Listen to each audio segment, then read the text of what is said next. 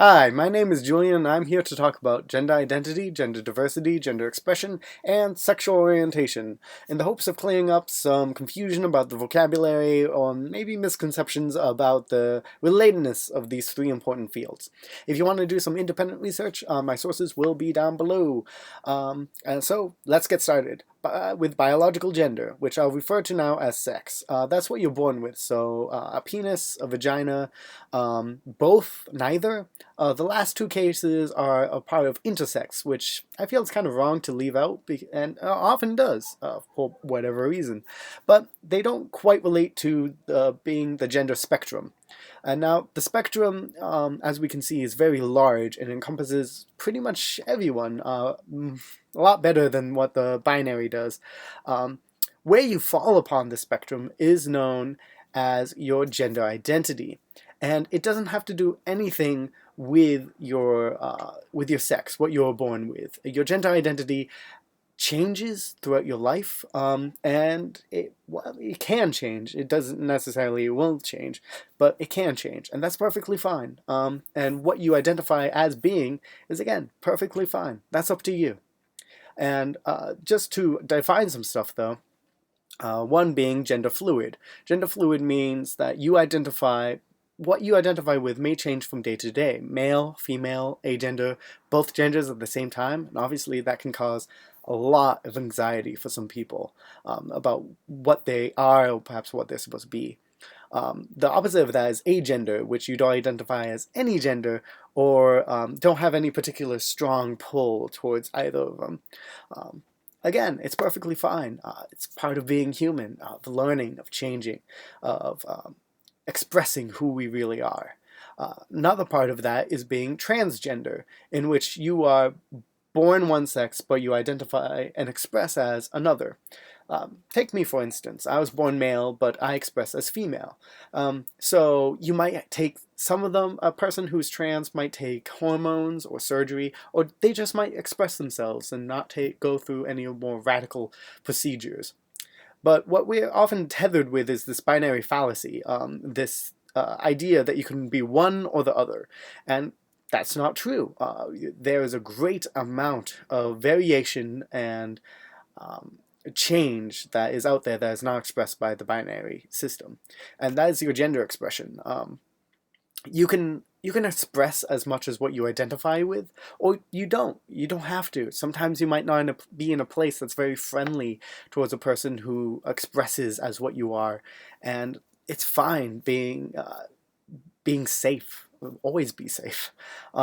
Gender expansiveness is represented here by this famous lady on Flickr who identifies as agender and who constantly talks about it and posts pictures showing her kind of plight of being not male or female, just being there and the anxiety that brings. This can also be tailored with the pressures from gender norms, which is presented here with this very misogynistic picture. Yay, the 50s. So these pressures also mount with lots of different pressures, like your familial pressures of what your family wants you to do. Are you going to have kids? When are you going to get married?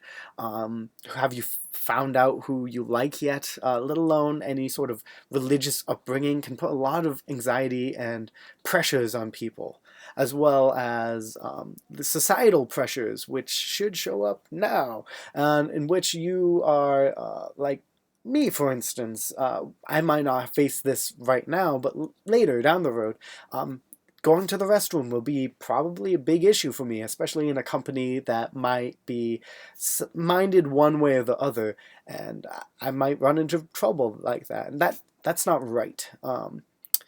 So I just ask that the people with a social privilege who don't necessarily have to think about this, who go from day to day, and society has conformed to them, and so they don't need to think about all the people who are the other, the people on the outsides, the rebels, as it were, who have to struggle with this. And if you see someone in which you're not sure how they express themselves, or perhaps what their actual identity is, easiest thing to do, ask. It's the easiest thing to do. The worst case scenario is they just say no. So next we're going to talk about sexual orientation. Now, sexual orientation is who you're romantically or sexually attracted to. And it does not have to necessarily deal with your gender or what you identify as, and what your sexual orientation is can be completely different, and again can change over time. Um, the big ones right now, big ones. Why did I say that? But there's hetero and homosexuality. Hetero, meaning different, is male to female, female to male. Homo, meaning same, is female to female, male to male, like to like. Next, we're going to touch on ace and demi. Ace is asexual, which means that you don't feel any particular pull towards anyone sexually.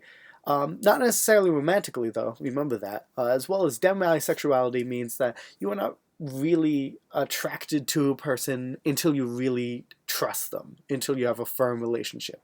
Bi and pan is bisexual and pansexuality. Bisexual means that you're attracted to the extremes male, female, with pan being attracted to any and everything in the gender spectrum.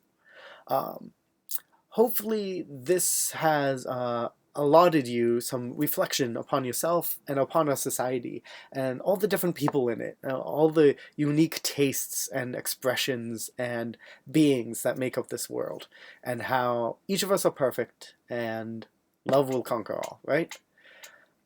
Have a good one. Bye.